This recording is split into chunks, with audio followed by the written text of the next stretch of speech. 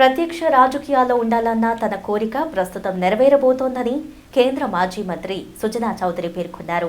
పశ్చిమ నియోజకవర్గ అభ్యర్థిగా ఖరారైన తర్వాత ఆదివారం సాయంత్రం తొలిసారి నియోజకవర్గానికి విచ్చేసిన సుజనా భవానీపురంలో మీడియాతో మాట్లాడారు.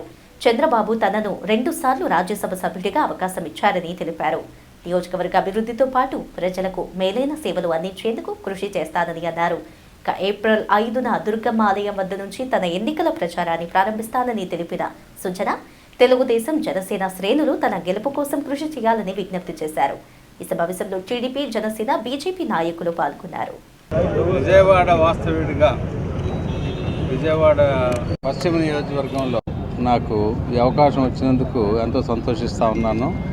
డెఫినెట్గా విజయవాడ పశ్చిమ నియోజకవర్గం అంటే ఎప్పటి నుంచో నేను ప్రత్యక్ష రాజకీయాల్లో కంటెస్ట్ చేయాలని ఆలోచిస్తూ ఉంటే నాకు ఇదివరకు ఎప్పుడు అవకాశం రాలా, నేను రాజకీయాల్లో చేరినప్పటి నుంచి.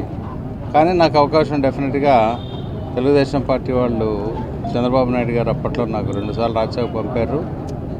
కేంద్ర రాజకీయాలు అన్నీ కూడా నేను బాగా అవగాహన చేసుకున్నాను. రాష్ట్రానికి ఏం కావాలి, రాష్ట్ర అభివృద్ధి కోసం ఏమేమి కావాలనేది రాష్ట్ర కేంద్ర ప్రభుత్వాన్ని అనుసంధానం చేయడానికి కూడా నేను అప్పట్లో చాలా కష్టపడి చాలా వరకు సాధించడం జరిగింది.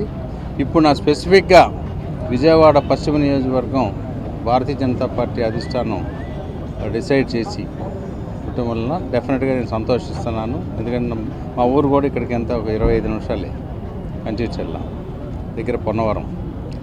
కాబట్టి ఈ నియోజకవర్గంలో అనేక అభివృద్ధులు చేయడానికి నాకు అవకాశం ఉందని చెప్పి నేను దృఢంగా నమ్ముతా ఉన్నాను. నియోజకవర్గ ప్రజలందరూ కూడా డెఫినెట్గా వాళ్ళందరికీ కూడా నేను ఉపయోగపడతాను అని నా మీద నాకు నమ్మకం ఉంది. అట్లాగే తెలుగుదేశం పార్టీ జనసేన పార్టీ వాళ్ళు కూడా ఎందుకంటే ఉమ్మడి అభ్యర్థిగా నన్ను ఫైనలైజ్ చేశారు కాబట్టి డెఫినెట్గా తెలుగుదేశం పార్టీ జనసేన పార్టీ వాళ్ళందరూ కూడా వాళ్ళ సహకారం నేను రిక్వెస్ట్ చేస్తూ ఉన్నాను. వాళ్ళందరూ కూడా సహకరిస్తున్నారు.